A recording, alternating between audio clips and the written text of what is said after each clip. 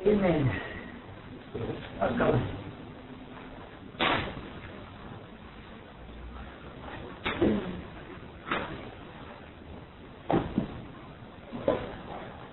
I was trying to remember, did we start last week on Chapter 6 on Rising to Mystical Consciousness? Or are we there? Or does anybody know where we are?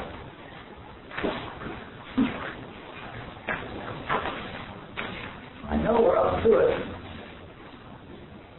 And we ended, we finished those in for 375. So we're right at there, okay. That's what I've got marked. We stop with go again. All right, good.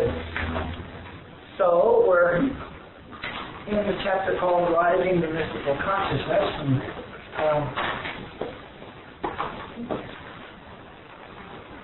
if there are any questions about anything we've done up till now, now is a good time for it. And if not, why, let's just dive in and continue.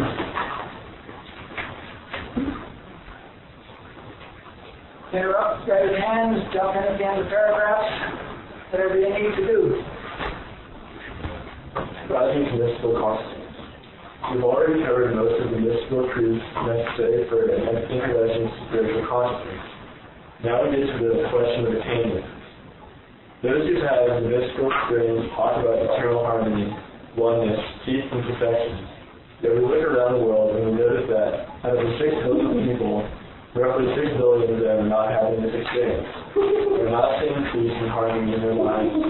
They do not have any experience of God in their life. Many of these people believe that God is in their life, but their lives don't show. On the other hand, Jesus, Buddha, Joel, and many other enlightened masters have demonstrated a consciousness capable of transforming feelings and bringing forth harmony.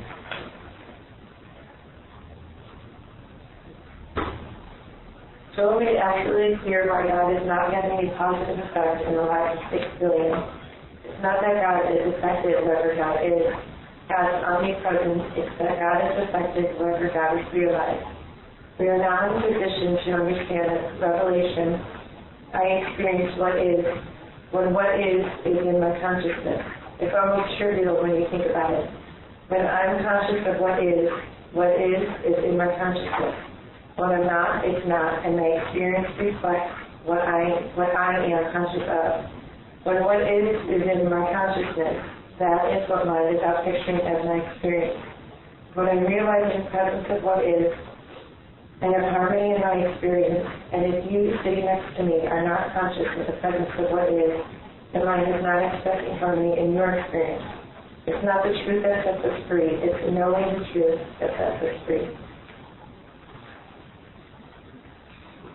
You know, we've been talking about the axiom for a long time about, my experience is the content of my consciousness, and now that we've done the preceding 5 chapters, do you see how really trivial true that is, I mean, I'm conscious of my experience, right? And I'm not conscious of anything else except my experience. My experience and my consciousness are together. And if I'm not conscious of what is not in my experience. And if I am conscious of what is, I'm experiencing what is. I mean, the two words really interchange almost, so that's not nearly as esoteric as it sounds when we encounter it in the front of the Scripts and Kids Handbook, If I'm experiencing it, I'm experiencing it. If I'm not, I'm not. And conscious of has a lot to do with experiencing. It's not so weird. So, if what is not in our experience until we have attained consciousness of it, how do we attain that consciousness? You can go ahead and read another paragraph.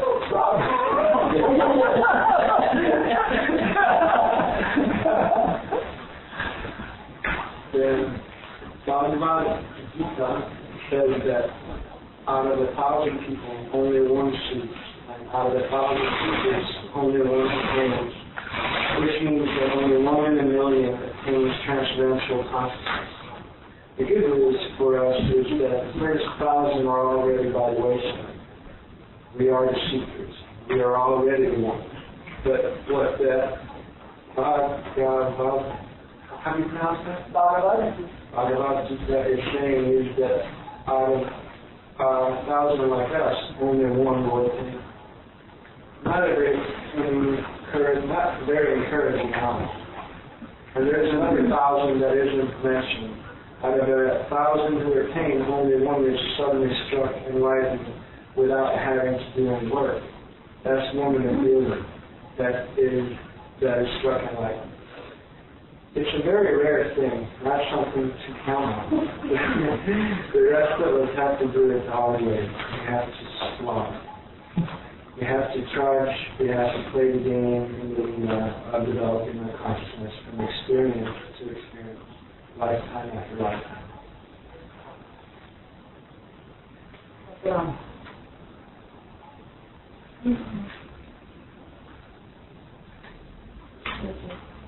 So what makes it so difficult? Why is it that only 1 in a million attain? The answer in a word is conditioning.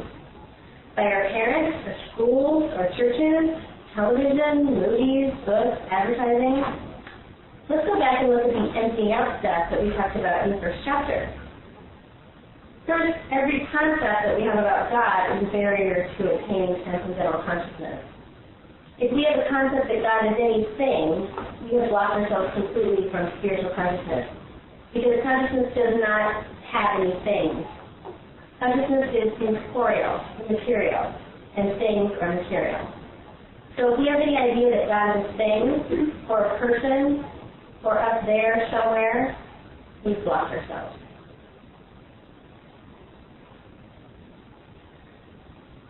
Also, if we have any of the conditioned concepts that God can give us anything or is withholding anything from us, that God can fulfill or withdraw. If we have any concept about some being that is making decisions about whether we have correctly invoked it before it grants our wish, then we have separated ourselves from what is. What is eternal and unchanging. What is consciousness. What is doesn't have anything. What is doesn't have any matter. Matter is in the Leelaa. Matter is in human consciousness. So if we go to a God for something, we're blocking ourselves. Even the idea of attaining spiritual consciousness is an obstacle. What is already expressed itself as us. When that expression is full and complete, we already have everything. We already are everything that what is. The idea that we lack something is human and struggling to overcome to keep us human. We can't transcend human consciousness if we're trying to achieve anything. That one clear? So identifying, to the degree that you're identified with the one who's trying to overcome, you're still immersed in the problem. Mm-hmm. And to the extent that you're trying to overcome, you're identified with that. Because you're the doer. Yeah, because you're trying. Who's so trying? What's the alternative? You observe that you're getting silent. Okay. There's nothing to do except get rid of let the obstacles dissolve, I guess would be a better way to say it. That doing something is, if I'm doing something, I'm doing it. And that's the problem. It's not God as Lee doing it. God as Lee doesn't have to do anything because God as Lee is already in transcendental consciousness. So if there's anybody here trying to attain transcendental consciousness, it's not God as Lee, and therefore it's a lie. Fact is that I have to do something if there's any doing going on. Even if I try to not do, that's a doing. It is hard.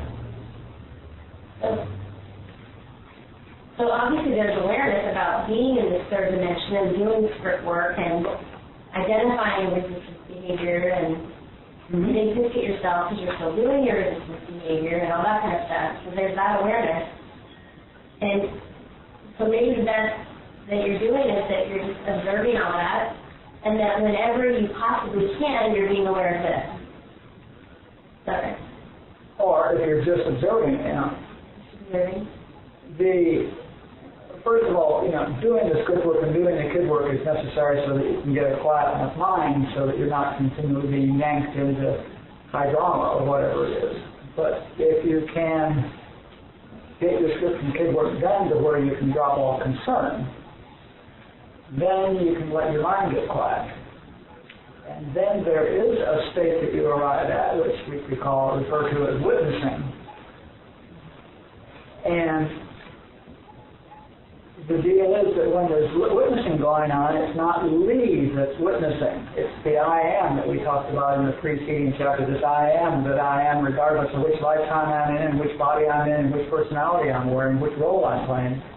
The I am that I am, the awareness that is really me, or the consciousness that is consciousness expressive, that impersonal consciousness is the witness. And you see, if there's no Lee, that's all there is, okay? And Lee is just the idea that there's a Lee.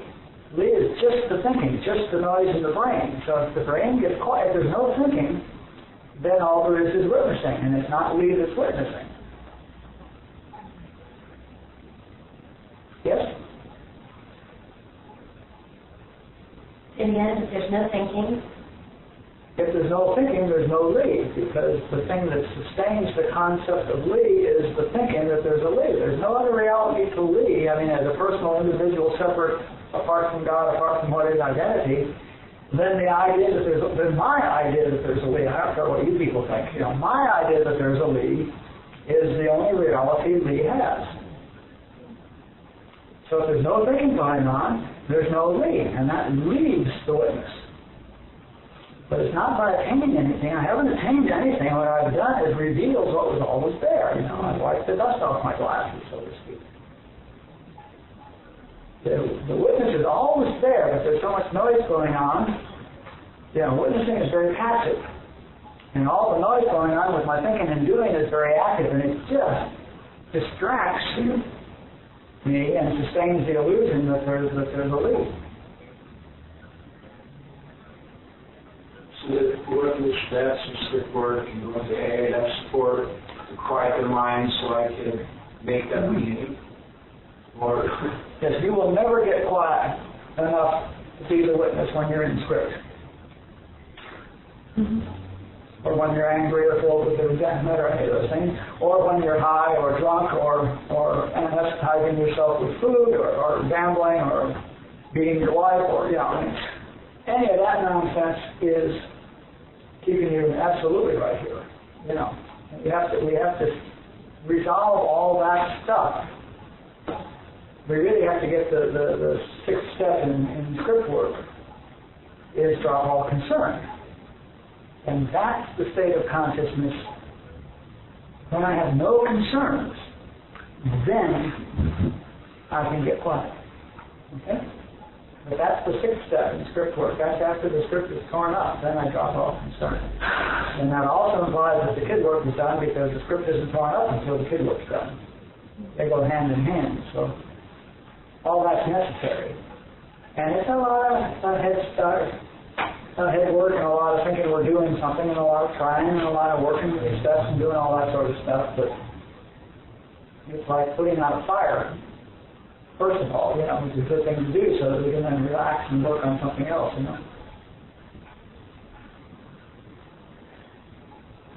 Okay. Next paragraph.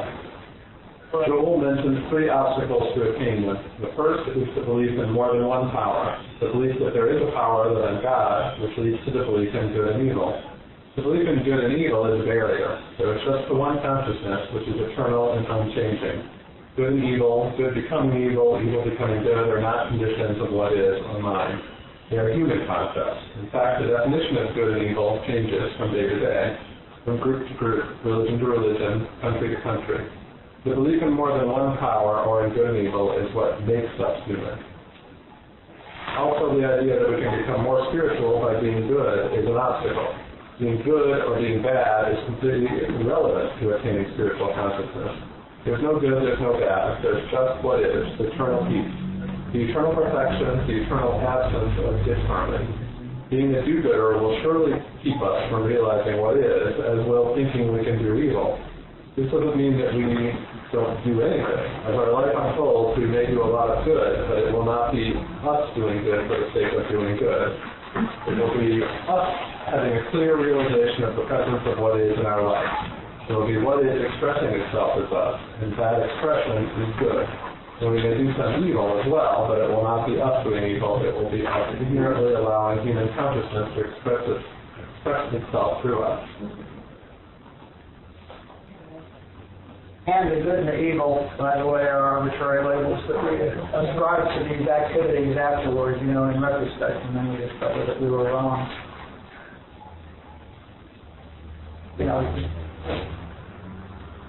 Good and evil have no existence at all except in my own personal mind. It's what I label good is what I label good, and evil is what I label evil. Now and tomorrow I will discover that what I label evil today turned out to be good, and vice versa. That's what conditioning is. If I decondition myself and then I just replace it with another conditioning, then it might be a better conditioning, but it's just a conditioning, right? So isn't the point to stay empty? Mm-hmm. Yeah. Or,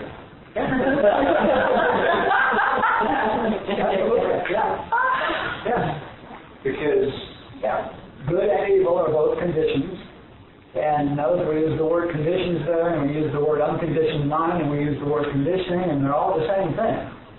I'm conditioned to think things are good and evil. It's not my opinion it's good and evil, it's my parents' opinion, and my religion's opinion, and my country's opinion, and my neighborhood's opinion. But a condition is a condition. It doesn't matter. I'm conditioned to ascribe conditions to things that are mental only, that don't exist in the thing.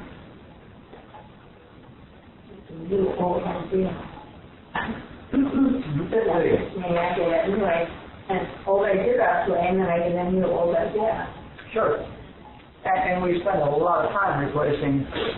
What's the point to get rid of the first one if you're just going to replace it with another? Well, letting your mind get quiet gets rid of all the conditions. There are no conditions in the quiet mind. I have to, I don't see evil. I see something and say it's evil. I say it's evil. Oh, that's bad. See, and if I didn't say that that's bad, or didn't clutch it and think it, if I didn't react to it, and I didn't think any words, there would be no good and bad in my life. It would be, oh, he killed her. Oh, she killed him.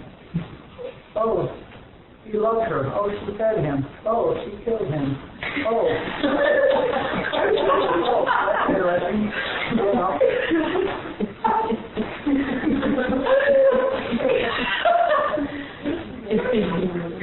I'm feeling that happen. I can see it when I've been really strong on a point, and I condition that, and I don't, think so much about anything about it, and then I see the same situation, and that reaction doesn't happen anymore, and I go, oh. Yeah, it happens. But it's amazing how, and all of television is dedicated to getting us to ascribe labels to things. That's what advertising is all about. They're telling us what to label good and what to label bad, and what to label right and what to label wrong.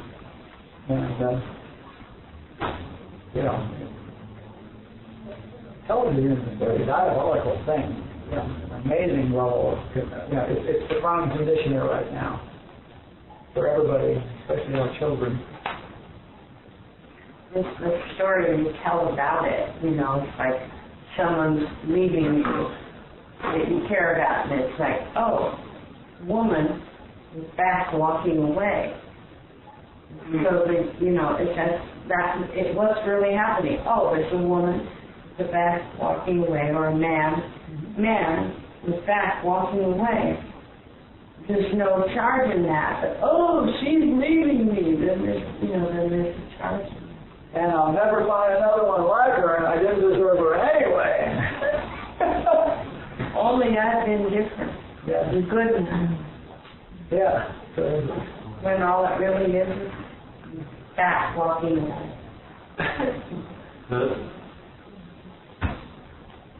Sometimes I think I get a little confused between dropping on concern and apathy.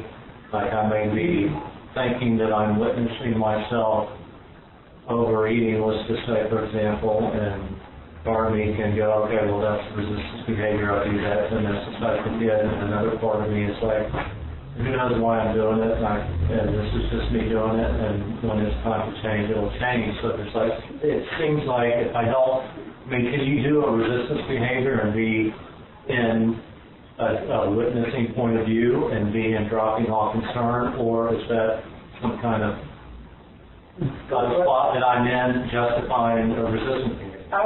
yeah, it's a good question. A very good question. And I would say no, because if you're in a resistance behavior, you're in script, and if you're in script, you haven't dropped all concern, regardless of what you may be telling your head. You've got a kid inside you that's in terror.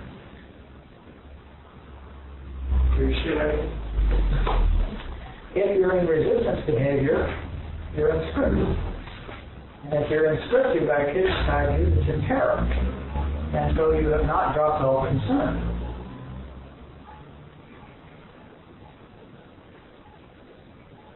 But you're also not fully perhaps identified with it, which I think is what Bruce is giving reference to.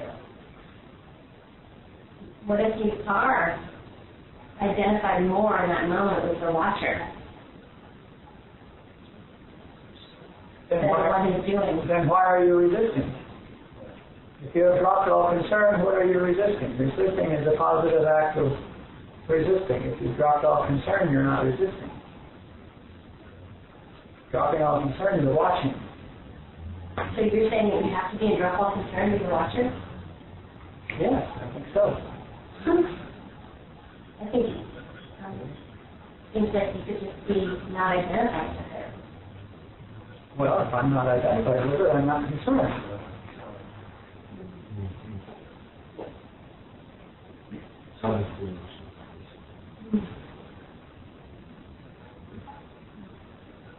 If I'm not identified with the person doing the action, then I certainly dropped all concern. Well, not 100% not identified, maybe 60-40. Well, then you're 60% dropped all concern and 40% not. Right. Well, I mean, that's not drop all concern. Now, drop all concern is a fourth dimensional consciousness. And it means that your personal sense is not there. You can't So we're crawling our way toward that, right? Right, I'm sure. Okay. We are crawling our way towards that. Right. But you're not, I mean, You're not there. but you're striving for drop all concern, perhaps. Right. But that's not drop all concern. And drop all concern, you're not even thinking about it. And that's certainly absolutely not resisting it. Resistance sustained is in script and sustaining the script.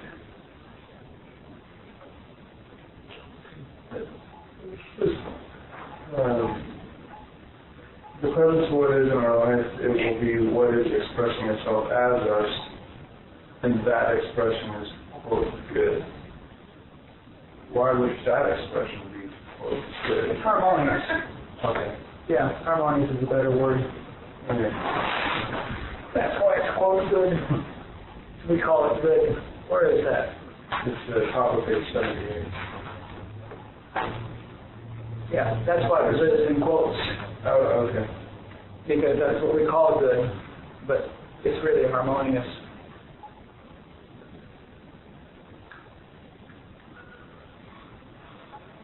Okay?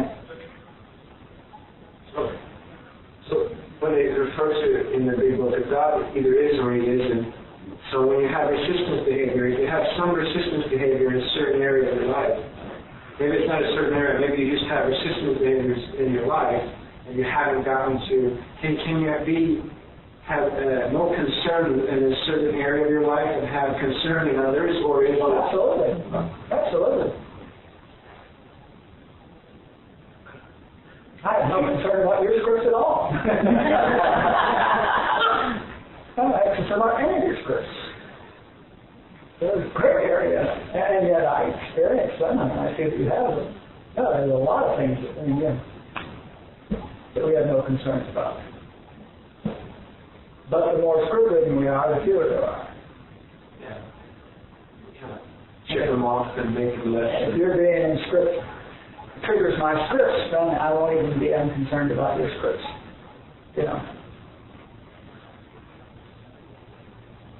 With this big focus on conditioning, that's my new fad. That, I go around the park and I hear people talk to their children and say, if you do this, you're good, and I'm going to reward you for being good, and if you do this, you're bad, and punish you for that. And then I say that's bad, because you're conditioning them. Right. And I'm still giving power to something that's false. I didn't realize that. Absolutely, you're playing the game. Right. Judging, you two are judging. Right. Second gossiping about the gossipers.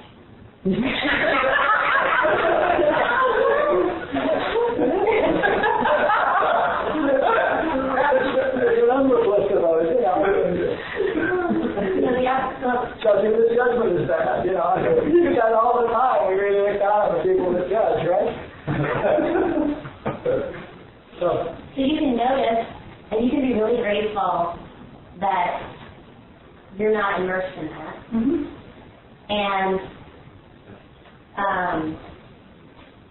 do nothing about it. You can be absolutely clear about what they're doing. Yes. And that they're conditioning their kids. Yes. And that they're, as part of human consciousness, leading him to develop his scripts, and you can be perfectly clear about all that. And that they're doing the best they can. And you can either think, well, that's bad, or you can think that they're doing the best they can because they're reflecting their conditioning, and that's your choice. If you dropped all concern, why would you even notice it? Why would it matter what they were doing? Well, you're not going to notice what's going on if you dropped all concern. But you wouldn't be concerned about it. I mean, you're noticing something. If you're not noticing them, you're noticing something else. And, got to be unconcerned about something. But the fact is, when you see that, no. Oh, right. Right. I didn't want to go talk about it or anything. No, that's fine. And I'm just with the kid. He's at his level of karmic growth and everything else, and he's getting what he's trying to afford. So lucky. Yeah. That's a good conditioning. It's concerned that Rich know how lucky he is. Right. Absolutely. Okay, let's move on. Speaking of judging. So, second obstacle is judging. Judging is an obstacle because what we're judging is an appearance in the Leelaa. It's like judging whether the water in the mirage is hot or cold. Judgment is like the images in mind, and the images are not real. Judgment keeps us focused on the Leelaa. As far as spiritual attainment is concerned, a good picture is the same as a bad picture. A healthy picture is the same as an unhealthy picture. Either judgment means we think the image has existence on its own. When we realize what we're seeing, our own concept of the eternal and personal expression of what is, we are less inclined to judge. Get that last sentence? Pay attention to that one. I'm looking at something out there and I'm having it good or evil. And in order to do that, I have to reflect that. In order for me to think that you're evil, I have to completely ignore the fact that what I'm seeing is the expression of my consciousness. So if you're evil, I have an evil consciousness, don't I? An evil content of my consciousness. This is slightly more precise. And the error, of course, is giving the reality to what's out there rather than recognizing it as my concept of what is. Now, slow the judging down a little bit. Recognize the source of that which you're judging. Okay. Isn't that what the turnaround is in the meditating work? Yeah. Yes.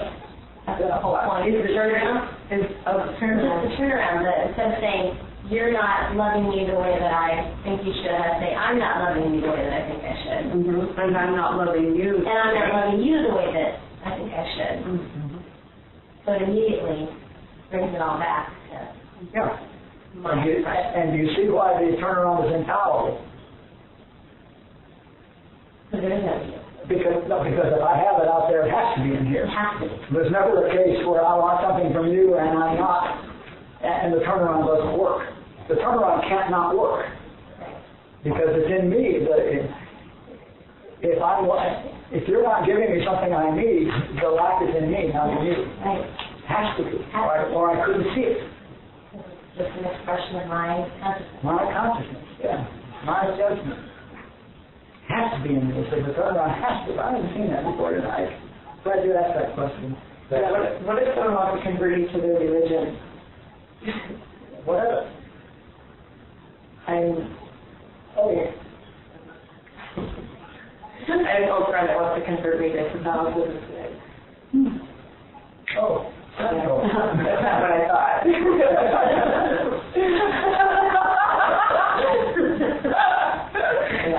I mean, she's just expressing love for you and trying to keep you from being damned to eternal hell. I mean, that's not a bad thing.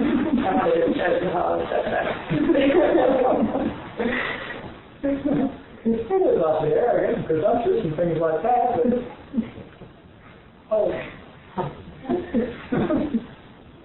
Was there any part of your novel that wanted to tell her about the script working stuff? That wanted to tell her? Thought, gee, if only you could hear what I hear. I guess it was a little part of me, but I know better. I know not to. I've already had some experiences where I've done that and it kind of backfired. Mm-hmm. I'm not sure if you wanted to hear about it, you would ask. I love this idea, though, that whatever they're doing is just a reflection of their conditioning. Mm-hmm. It's not even like a choice that people have. Right. It's not like she woke up in the morning and went, who can I convert today? It's like this conditioning that just compels you. That's right. It's their conditioning that's resulting in their activity. And any judgment you have on top of about that activity is yours. If you have them as good or bad or right and wrong, that's yours. So you're not any of those. They're just reflecting what's in their consciousness. They're just doing their thing. That's God as them. Your concept of God as them. The turnaround? I've never heard of that before. What about, like, in school and in the hospital, like, there's certain people that just irritate me when I'm, and they don't seem to irritate many other people. For some reason, whatever they do irritates me. Is that, irritated myself? Or what is that term? Script. Script.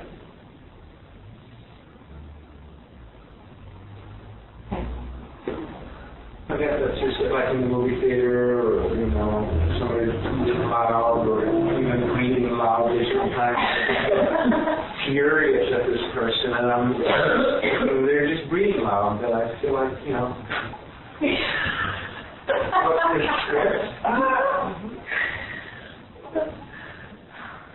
We have the illusion that we're going to get through this life safe and non-disturbed. The great illusion of all human beings that we'll be safe and non-disturbed. Someday, when it's really right, and it hurt you.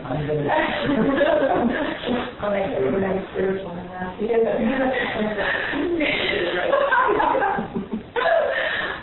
somebody said in the morning meeting the other morning, and I said, it's going to be beautiful. And I leaned over to Sean leaned over to me and says, we should put that on a T-shirt. It's got to be beautiful. And I said, yeah, we should. On the back, we're going to go soon. Or not. The keyword is going to be beautiful soon, but never now. Right. Soon is always right. Always it's going to be beautiful soon. Never now. It never is good. If it's going to be beautiful, it's never now.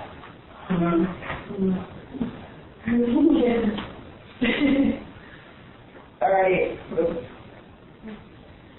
So, third obstacle is self-preservation, the foundation of human consciousness, the conviction that we have to take care of ourselves. We think we have to preserve ourselves against all others. Unfortunately, the selves that we're trying to preserve are the problem. Get that. Wow. Yeah. They're just the material concepts in the Leelaa, false personal senses of the impersonal expressions of what is that we really are. It has to go. Another thing we need to let go of, not suppress, is desire. The desire for anything is an obstacle. You may recall that Personality. put attraction and aversion on the list of causes for suffering.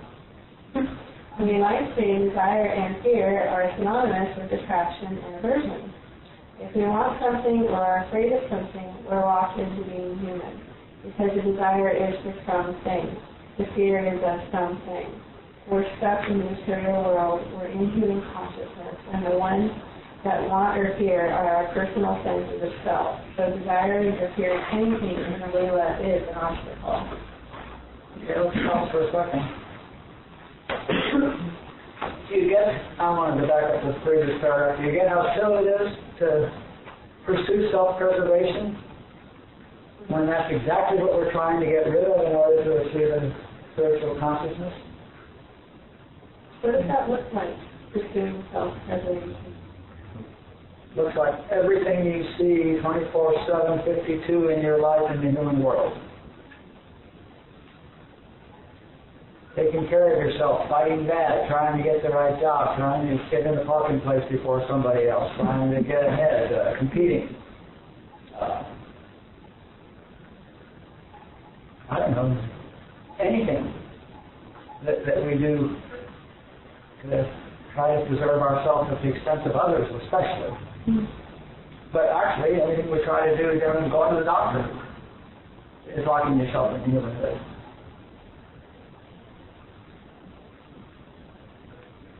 Taking care of yourself, taking care of your body self, yourself, that self. Believing that you have self. But the real focus is the human consciousness. Self-preservation is the one that says, get yours before they get theirs because there's not enough, and fight and take care of yourself and protect yourself and all of these things. That protecting yourself is the greatest way in the world to maintain your own separate identity and your separate space and keep yourself human. Taking care of yourself. I know we talk about it in script and stuff, and we have to learn to do that so we can drop our kids. But taking care of myself is keeping me in humanhood.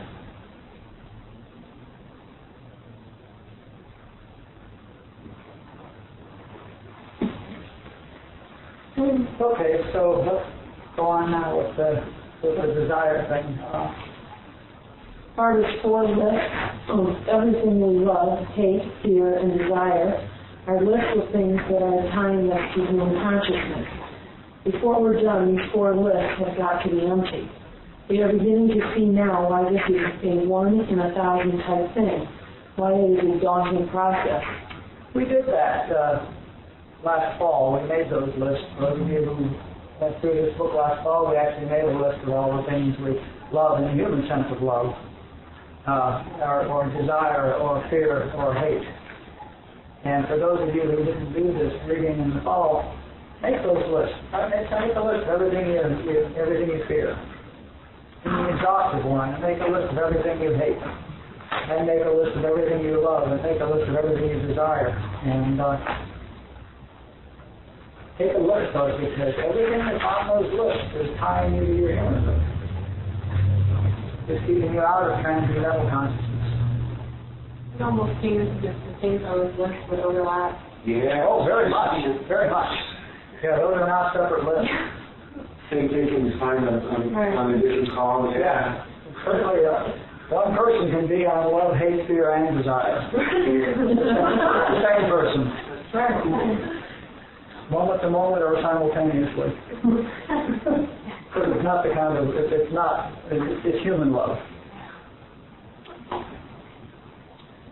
Here's another potential obstacle. As our attachment to human consciousness diminishes, and our awareness of truth grows and becomes part of our belief, mind reflects it, and our humanhood appears to improve.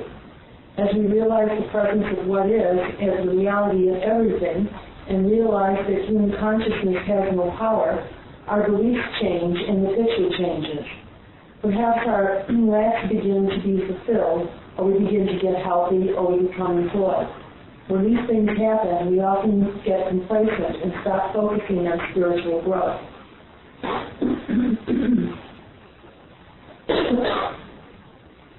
It's easy to get sidetracked when our life gets comfortable. Almost nobody starts on a spiritual path because his or her life is perfect, and he or she wants to know why that is. Most seekers are initially seeking human improvement. There's nothing wrong with that, but when their dilemma is resolved, they go back to what they were doing. The problem is that as we drift away from daily work on the content of our consciousness, parentheses, Joel's protected work, we start hearing human consciousness more and more, and whatever we have gained humanly may begin to disappear. Human life is one of suffering because good things turn bad, bad things turn good, healthy bodies turn sick, and sick bodies turn healthy. It just keeps turning over when we're living in the world of duality. This was Buddha's first noble truth. Human life is suffering.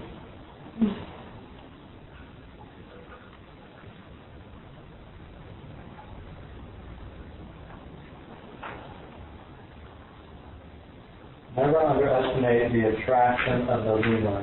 It has infinitely many ways of luring us back into the play. We can get lured into being good, into taking care of our parents or our children, into saving the starving kids in Ethiopia, into promoting world peace. The whole purpose of human consciousness seems to make us believe that something in the dream is important. And every time we get distracted, we're off the spiritual path and we're remaining one of the 999.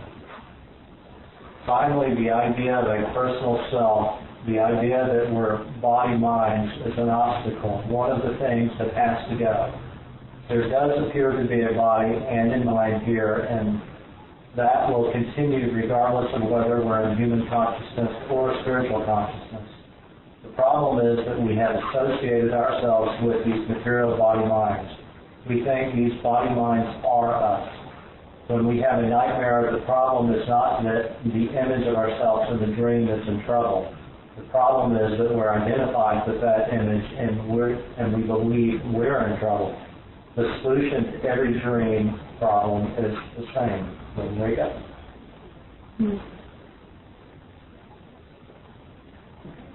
Similarly, the problem with this Leelaa is that we were identifying with these material body minds.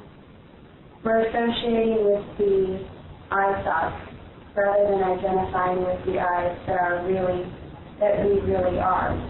We think we're the body, mind, and human consciousness enjoying the ride.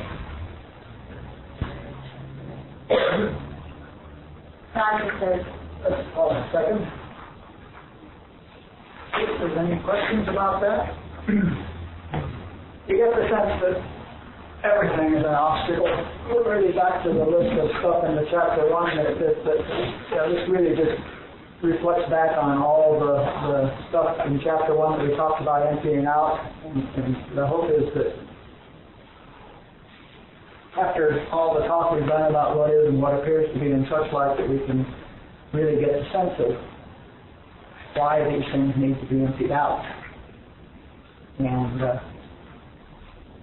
how daunting a task that is. It's not surprising that very few people attain spiritual consciousness because we're so conditioned by everything and everybody to stay where we are.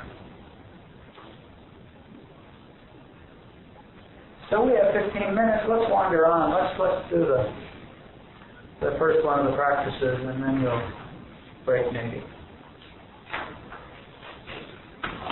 There are numerous obstacles to attaining enlightenment. We've mentioned just a few of the more deeply conditioned ones. So how do we overcome them and attain spiritual consciousness? There are several practices that will help us raise our level of consciousness.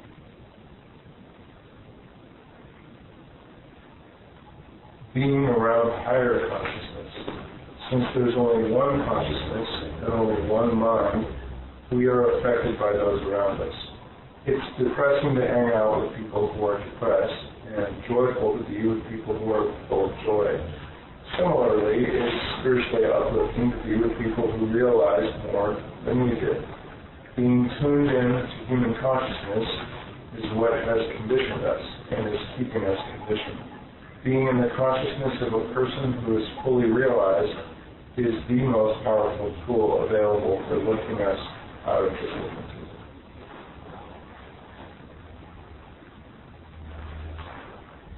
I was less blessed with sitting in front of Osho for 5 or 10 minutes while he told me a Sufi story. I was transformed. The immediate result was that I completely lost the next 20 minutes. 1 minute I was in front of him, the next instant. The next instant, to me, I was sitting in the middle of a bunch of dancing devotees. Initiation was over. There had been several waiting behind me for their minutes with Osho, but they were through, and the live music and dancing was in full swing. The next result I noticed was when I came to a celebration a few days later. I saw his car riding out of the corner of my eye, and my heart burst with love. I realized that prior to that moment, I had not known what love was. During those 5 or 10 minutes, he had cracked my heart open like a walnut.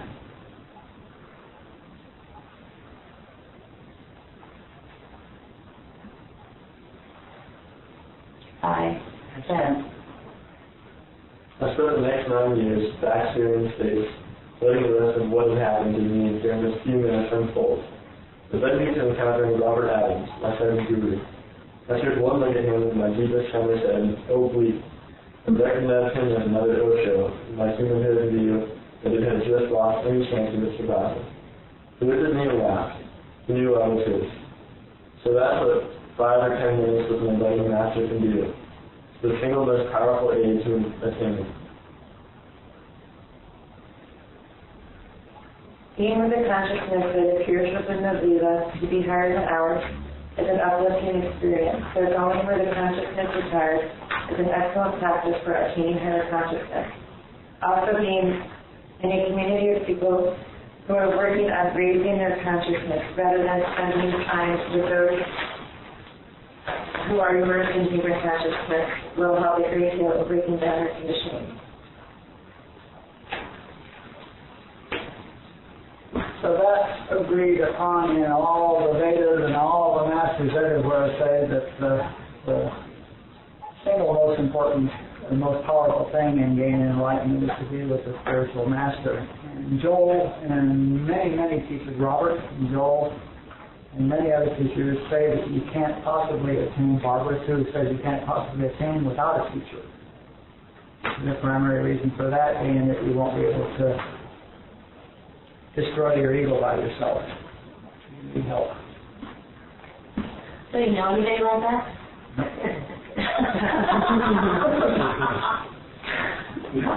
Find your own. I found them easily. They're all over the place. Go ahead, let's keep going.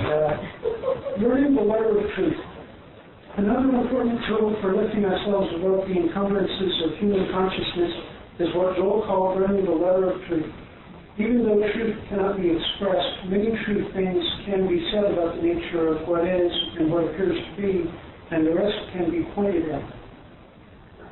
Joel began recording his classes in 1950 and discovered that to a significant extent the consciousness of the speaker was transmitted to the listeners. Considering the omnipresence of individual consciousnesses, it is not difficult to understand that an enlightened consciousness is omnipresent and is available to the tape listener to the extent that he or she can tune in. Joel demonstrated the omnipresence of his consciousness when he healed people who were physically 10,000 miles away, even before he received their request by mail. So, of course, this consciousness was with those who were listening to the tape listener. and still is. Hear that? When you're listening to a Joel tape, Joel's consciousness still is with you if you're not blocked out. If you accept the fact that Joel's consciousness, your consciousness accepts the fact that Joel's consciousness can be with you while you're listening to that tape, then it is. Of course, if you deny it, then it can't be. And Robert and Tony and anybody, the consciousness of the speaker, if they've attained anything close to, a consciousness that reflects an omnipresence, will be with the listener. Time and space are all in the mind. They've got nothing to do with the consciousness. So omnipresence is also across time. So certainly, I'm certainly aware of Joel when I listen to Joel, and Robert when I listen to Robert, and Barbara when I listen to Barbara. And if you're not, then it's because you haven't included in your consciousness the possibility that can happen. Most people when they listen to Joel, if you listen to Joel long enough, you'll start feeling the consciousness, but be aware of the fact that Joel's there. Whatever there means in omnipresence, that Joel is here, and you will perhaps come to the point where you recognize that experience as his presence. That really happens, is what I'm saying. That's right. The same thing holds true for written words. Either transcriptions of talks or original works. Any of Robert's or Osho's books and tapes is uplifting because of the consciousness of the master. It should be obvious that the author of the work being listened to or read is critical. Don't waste time on popular discussions or explanations of the works of masters. You want the master's consciousness, not some intellectuals. The original work was in another language that introduces a level of indirection. The consciousness of the translator is almost as important as of the master. That's really important. First of all these popular discussions about various spiritual masters doesn't have the advantage of reading the works of the master, because if you read the work of the master, you're in the consciousness of the master. If you're reading the work of the discusser, you're in the consciousness of the discusser, which is not an enlightened consciousness. But as far as translations go on, a person who's a very good student of the Japanese language will not be able to translate the works of a Zen master unless that person is also a Zen master.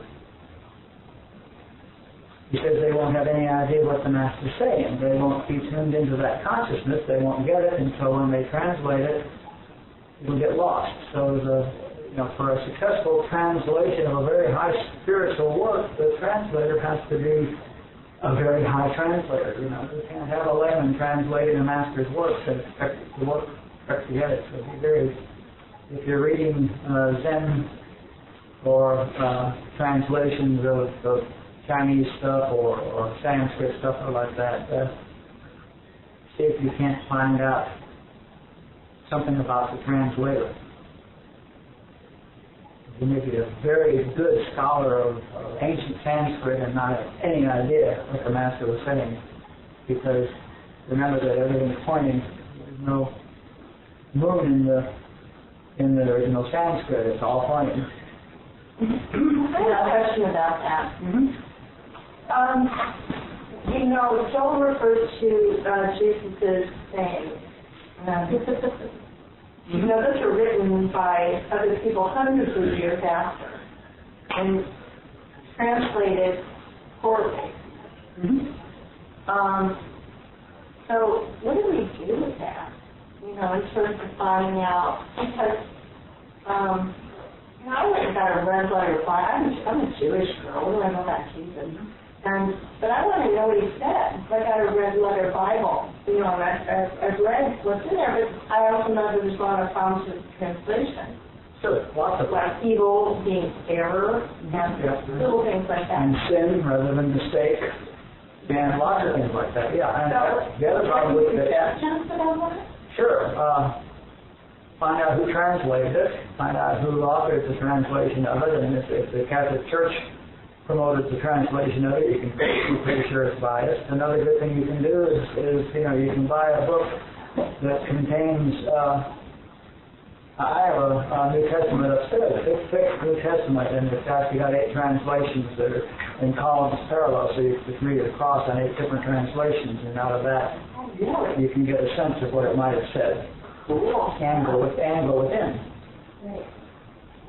Go within and see what feels right. You have plenty of consciousness to know what feels right, but don't take the stuff in the gospel as gospel. Yeah.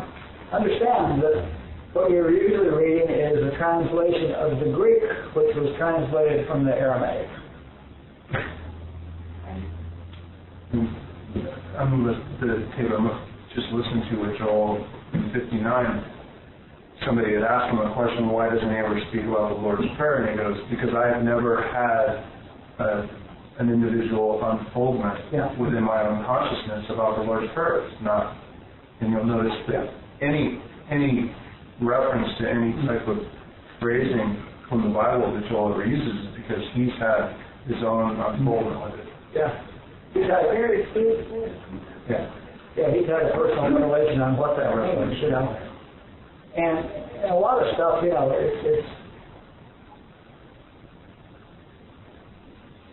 it's very clear what he meant, what Jesus said.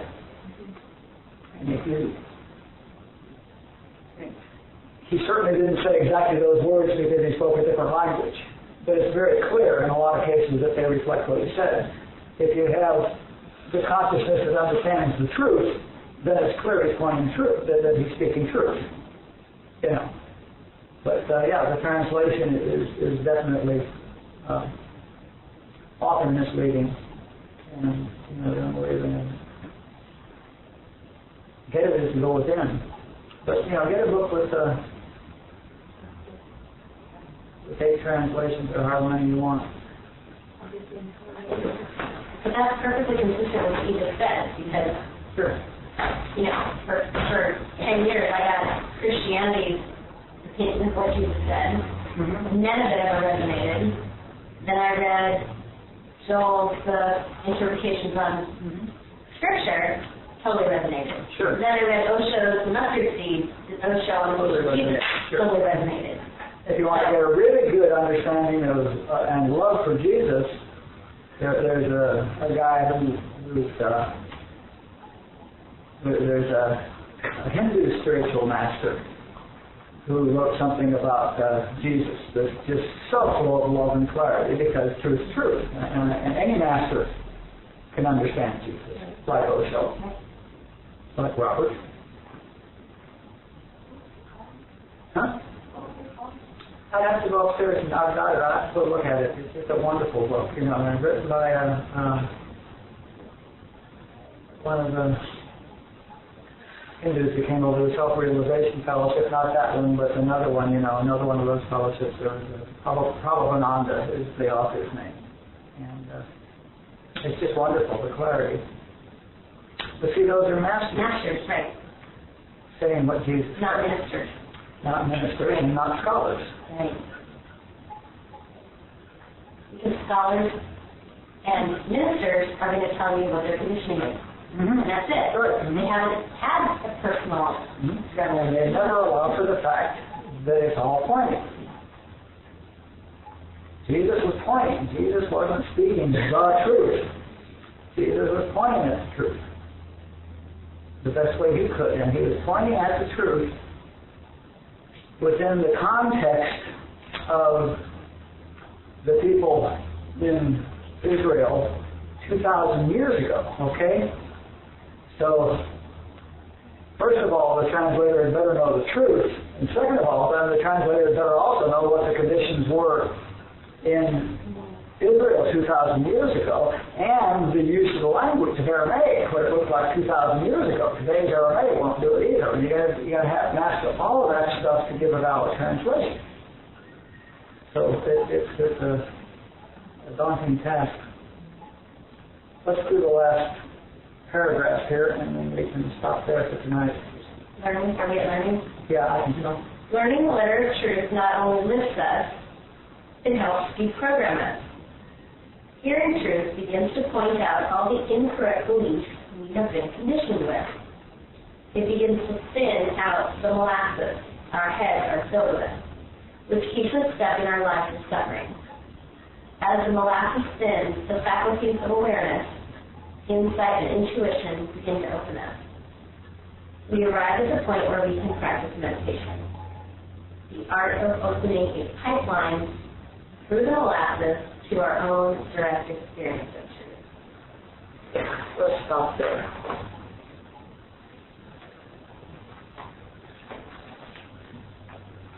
And Is it incorrect a judgment? There it says hearing truth begins to point out all the incorrect beliefs we have been conditioned with. Isn't that a judgment? no, I'm not saying they're bad or evil or something like that. I'm saying they're incorrect in the sense that 2 + 2 = 5 is incorrect. They're bad pointers to truth. They're bad. But I mean, they're wrong. They're incorrect is the right word. We comment in the script book about the difference between judgment and evaluation. Evaluation is the art of deciding whether or not something accomplishes what it was intended, works within the environment for which it was intended. So I can evaluate an action as effective, i.e. does it do what it's intended to do without labeling any overall label of good and bad or right and wrong on it. It's either effective or it's not. And this is one of those effective type things. Incorrect could be the result of a mistranslation or a misunderstanding or a whatever. But it's like 2 + 2 = 5. That's incorrect. Not bad, not wrong. It's not, the person says 2 + 2 is 5 is not bad or good or right or wrong or even bad or good or evil or what have you, but they're wrong. 2 + 2 is not 5. So we do have correct and incorrect. And 2 + 2 is 5 is a hell of a way to balance a checkbook. Won't work. Not effective.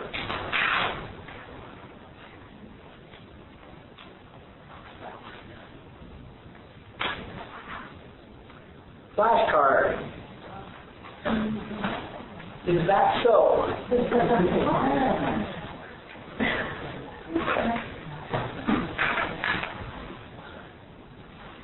Just is that so? And we're just going to stay with that one through this whole chapter. It's probably in a couple more weeks, because we may spend some time on some of these. No, we're going to talk about particular practices, and we may practice them or do whatever we're led to do, but we'll stick with is that so for this chapter, because I like that one. I like that one. Yes, Is that so? Or is it my conditioning? Or is it really good or bad? Is that so? Especially when they say something to you or try to convert you. You just look at the guy and say, is that so? Let's get quiet.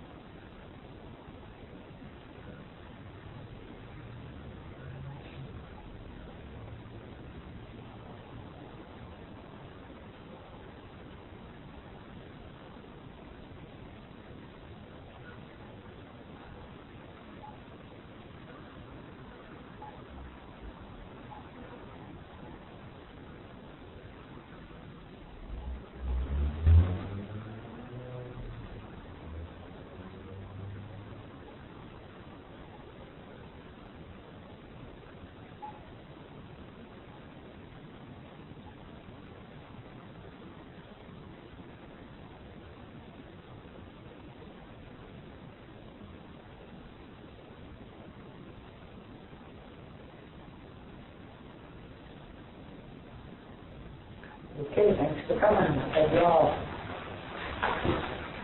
See you soon.